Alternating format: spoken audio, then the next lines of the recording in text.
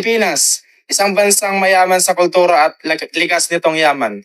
Nakatago ang isa pa nitong kayamanan, ang kababaihan. Sila ang mga tinig ng lakas, ang haligi ng lipunan, ang mga hindi gaano nabibiglang pugay na bayani ng sa ating bansang Pilipinas. Simulan natin kay Melchora Aquino na kilala bilang Tandang Sora.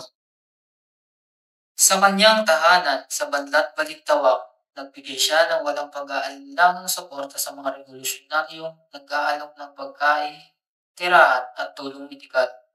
Ang kanyang tapang at pagiging walang imbot ay nagbigay sa kanya ng titulong ina ng imagsigang Pilipino.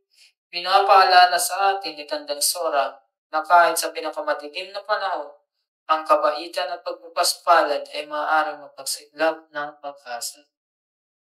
Mula sa larangan ng digmaang revolusyon, lilipat tayo sa mga grandeng entablado kung saan nagahari si Lea Salonga. Mula sa pagkabata, ipinakita ni Lea ang kanyang pambihirang talento sa pagkanta. Sa kanyang napakagandang tinig at hindi maikakailang talento, nabihag niya ang puso ng milyong-milyon na naging unang babaeng Hispano na nanalo ng Tony Award para sa kanyang papel sa May Saigon. Ang paglalakbay ni Lea ay isang patunay sa kapangyarihan ng talento, tiyaga at kakayahang masakin ang mga hadlang. Pinatutunayan niya na ang talentong Pilipino ay maaaring sumikat sa itablado ng mundo. Panahon ng kaguluhan sa pulisida, may lumitaw na isang tanglaw ng demokrasya na si Corazon Cory Aquino. Bilang unang babaeng Pangulo ng Pilipinas, pinumunuan niya ang bansa sa pamamagitan ng isang mapayapang revolusyon na nagpapanumbalik ng demokrasya at nagbibigay inspirasyon sa pag-asa.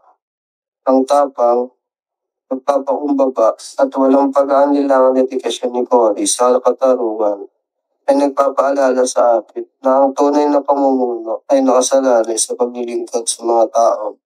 Balikan naman natin ang matapang na si Maria Josefa Gabriela Silang. Tapos lang sa kanyang asawa, buong tapang niyang pinamunuan ang mga pag-aalsa laban sa mga mananakop na Espanyol na nagbigay sa kanya ng titulong John of Arc ng Ilocos. Ang katapangan at determinasyon ni Gabriela ay nagbibigay inspirasyon. Sa likod ng bawat takilang bansa ay isang simbolo ng pagkakaisa. At para sa Pilipino, ang simbolong iyon ay buong pagmamahal na ginawa ni Marcela Marino Agoncillo. Sa pagkatapon sa Hong Kong, maingat niyang tinahi ang unang opisyal na watawat ng Pilipinas, isang simbolo ng pag-asa at kalayaan. Pinapaalala sa atin ni Aling Marcela na kahit sa pinakatahimik ng kilos, maaari tayong mag-ambag sa pamana ng ating bansa. Pagdiwang natin ang sining ni Vito Menez. Bilang unang Pilipinang international na mga awit ng opera, nabighani niya ang mga madla sa buong mundo sa kanyang malakas na tinig at madamdaming pagtatanghal.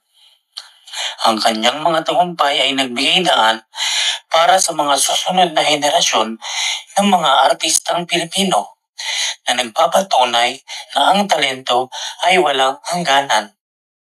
At sa wakas, ipinagdiriwang natin ang iconic na si Nora Aunor. Isang tunay na superstar, naghari siya sa industriya ng aliwan sa Pilipinas na nabighani ang mga media sa kanyang walang kapantay na talento at versatility.